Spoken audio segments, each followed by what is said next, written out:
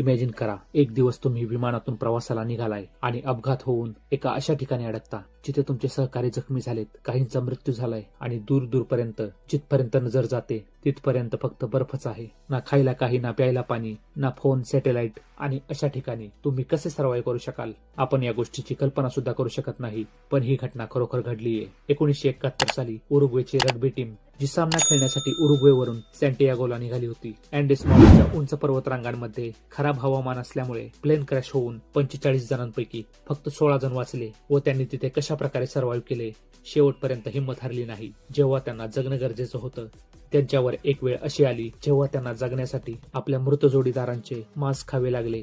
ही त्यांच्या जगण्याच्या जिद्दीची कहाणी. आणि याच स्टोरीवर सोसायटी ऑफ स्नो नावाचा एक सिनेमा आला, जो खूप जबरदस्त आणि हार्ड हिटिंग आहे, ज्याला खूप अवॉर्ड्स मिळाले. हा सिनेमा तुम्ही हिंदी डबसह नेटफ्लिक्सवर पाहू शकता.